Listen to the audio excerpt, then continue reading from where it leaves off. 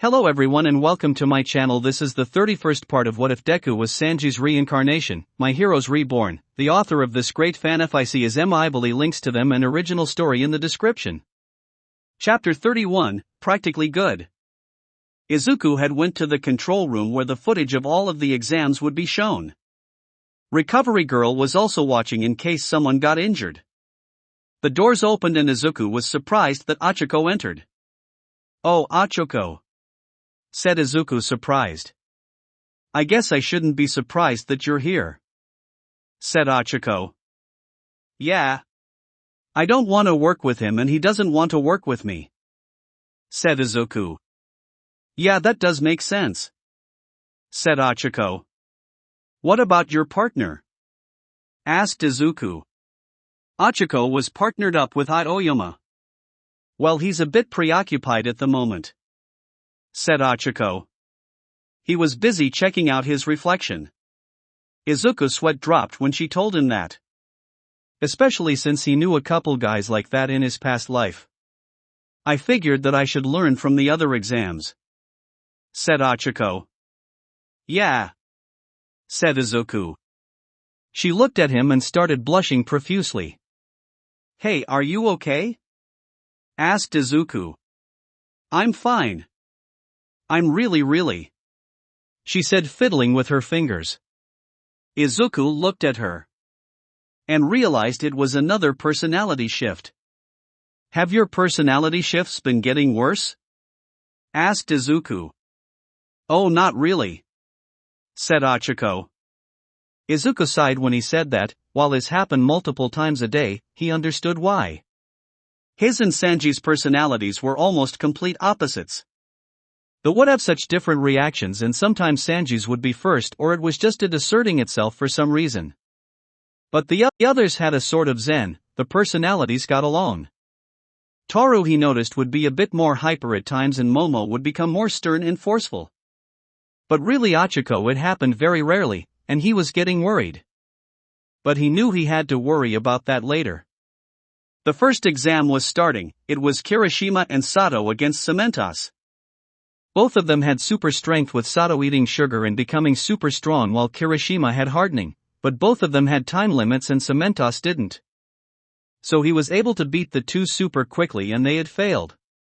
Recovery Girl had sighed as she knew she had to tend to them. "They lost so quickly," said Achiko. "I know," sighed Izuku. "They're pairing us up against the ones we'll have the hardest time against." "Not you though," said Achiko. "I have to talk to Hibiki about everything after mine," sighed Izuku, "because it's clear he wasn't the first choice for who I had to up against." Soon enough the next one began, which was Tsuyu and Tokoyami. They were up against ectoplasm. A teacher could create ectoplasm-based duplicates of himself. They were doing well at first, but then he created a giant clone of himself that trapped the two. Thankfully Tsuyu had a plan to capture him using the cuffs. She put it in her stomach, best not to think about it, with the two passing the exam. The third exam was Mashireo and Ida against Power Loader. However, Power Loader could easily tunnel through the ground. "I got this. You just run to the exit," said Mashireo. "Are you sure you can handle it?" asked Ida. "I didn't use it against Stain because I didn't cause too much damage," said Mashireo. "Is this?" said Ida. "No, it's not that move," said Mashireo, "it's something else." Power Loader was headed right towards them. Mashireo jumped towards the ground before him. "Bakusai Tenketsu," he called out as the ground exploded. Power Loader had to escape the tunnels he was creating. "What the?" he said. "How are you able to do that?" "Just something I learned a long time ago," said Mashireo. "I should have expected when I told I was facing one of the incarnations," sighed Power Loader. Ida knew he had to run towards the exit, which did while Power Loader was distracted by Mashireo. It was somewhat difficult as there were a few traps he had set before Mashireo destroyed the tunnel he was in. Meanwhile Power Loader wasn't sure what to do. He was expecting to just fight against two students. However, he quickly realized something. The school probably never gauged the abilities of their past lives. Great! He thought. He decided to wing it and threw a rock at him. It was a big rock. But it didn't work and Mashireo just broke it apart with a single touch of his finger. However, as he was distracted, he didn't really notice Ida cross the gate. All right, cheered Mashireo. Power Loader sighed, we didn't gauge your abilities. Admitted Power Loader, I was really unprepared for what you could do. In the monitor room, both Izuku and Achiko were happy for their friends. However, Recovery Girl was sighing, as she realized the same as Power Loader. You weren't even any sort of test to gauge your abilities, were you? Asked Recovery Girl. No, there wasn't, said Achiko. Recovery Girl sighed at this. I wonder if your exams will be affected because they didn't factor any of your abilities in, said Recovery Girl. Oh, I already figured that Momo and Todoroki's test would be incredibly lopsided from the start, said Izuku. Both Recovery Girl and Achiko looked at Izuku, whose sweat dropped. I trained with Momo before the sports festival, and I know if given enough prep time she'll be able to make enough weapons to fend off Aizawa, said Izuku. Izuku, what are you hiding? Asked Achiko. Said Izuku, well, their test is next, and you'll see. What did she do? Thought Achiko, who began to sweat. With Momo and Todoroki, their test has started. Do you have a plan? Asked Todoroki. Momo nodded. I plan to distract him, said Momo, while you pass the test. Either cuffing him or running to the exit. Are you sure you can handle it? Asked Todoroki. As he asked that, she had created a pair of gauntlets which she didn't put on yet and a very large backpack. As long as he's not nearby, I can make as many weapons I need, said Momo. Created a large sword which put into the backpack. Is that a good idea? Asked Todoroki as Momo created a naginata. It's fine. I ate an extremely large breakfast, and Toru gave me plain maple bacon cupcake with extra creamy frosting this morning, said Momo as she created a medium-sized sword. Are you sure you can take him alone? Asked Todoroki as she created a smaller sword and placed it in the bag. I hope so, said Momo as she same an identical smaller sword, making it clear that it was to be used in a pair. I had my plan, said Todoroki as she created a battle axe, but I forgot to take into account that you're a reincarnation. Momo sighed as she created a large spear. I mean, we're both aware that Midoriya is extremely strong, said Todoroki as she created a katana. And I'm not as strong as he is, said Momo as she created a halberd, but I try. How strong were you in your past life? Asked Todoroki as she created glaive. I was considered one of the strongest mages in Fiori, said Momo as she created a long sword, then remembered something. That was the country I lived in was called. I see, said Todoroki as she created a pike. But I still retain my weapon knowledge and the strength I had in my past life, said Momo as she created a saber. Wait, you never mentioned strength, said Todoroki as she created a lance. Well, I haven't really hadn't the chance to show it off, said Momo as she created a different kind of battle axe. Todoroki looked at the large bag that was just filled with weapons. She added third type of battle axe to it. I think that might be enough, said Momo as she put in one last sword, this time a broadsword. Are you sure you can lift that? Asked Todoroki. She grabbed the backpack like it was nothing, causing Todoroki to sweat. She then put on the gauntlets she made. Are you ready? Asked Momo. Todoroki just nodded, not sure how to respond to everything.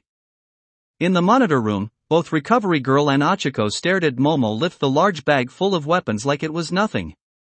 Really, the only thing I'm worried about is if Aizawa might be able to fight her back. After all, he is a pro hero, said Izuku. Izuku, said Achiko touching his shoulder, we both know that's probably going to beat him. I know, sighed Izuku, who was actually feeling kind of bad for their teacher. Rockery Girl was just messaging a headache. We made a mistake when you regained your past life memories, sighed Recovery Girl. Back with the exam. The two students began to search for their homeroom teacher. Momo noticed he was carrying a small flame in his hand. What are you doing? She asked.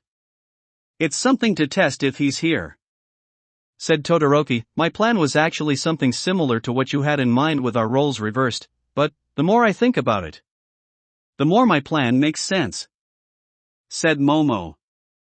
You know how to fight without a quirk, said Todoroki. Honestly, I should have known. You did fight with Toru and Mashireo, said Momo, and everything with Izuku. Todoroki nodded. Remember, there's a price to these skills, said Momo. I know, said Todoroki, but you still landed on your feet when so many heroes. That was when they saw the flame went out. He's here, said Momo. They looked around and looked up, seeing Aizawa was hanging upside down from some power lines. He wanted to say something about being more aware of their surroundings.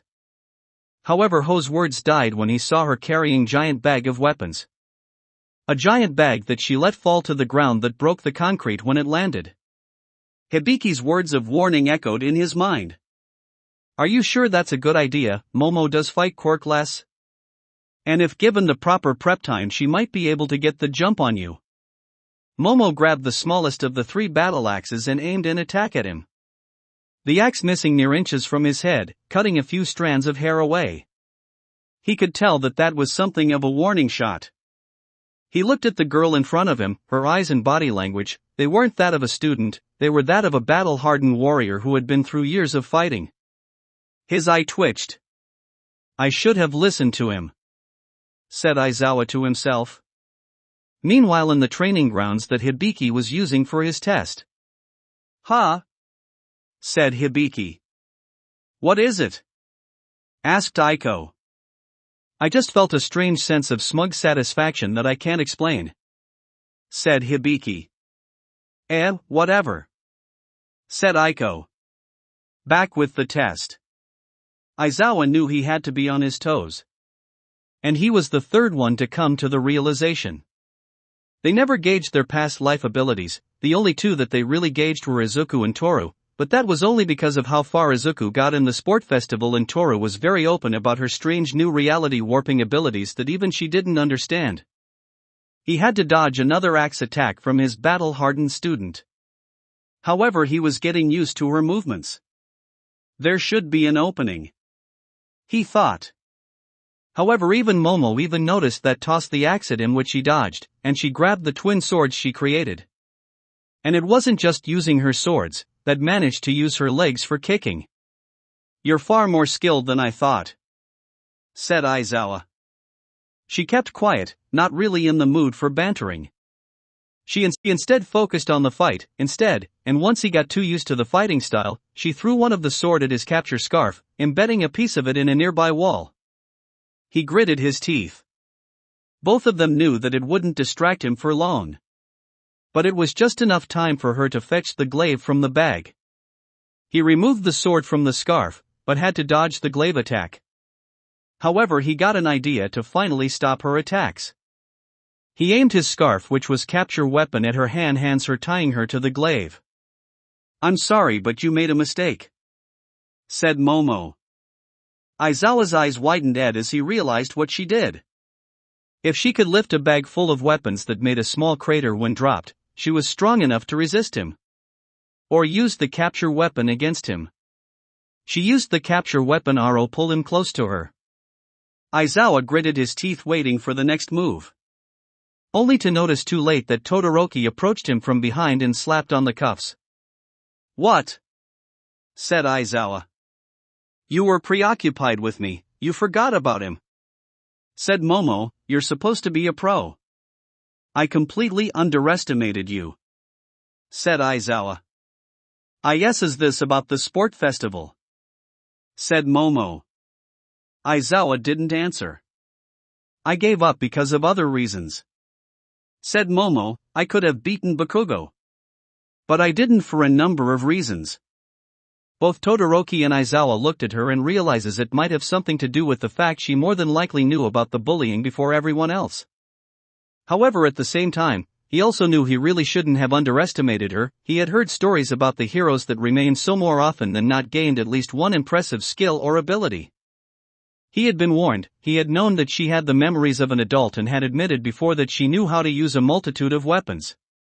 He had even seen her fight in the tournament, but I've only been able to fight with full strength with only one person before you, said Momo. Midoriya, said Aizawa.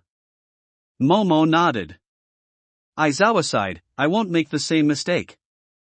He said, getting the feeling that the other teachers might underestimate the other reincarnated students. Good, said Momo.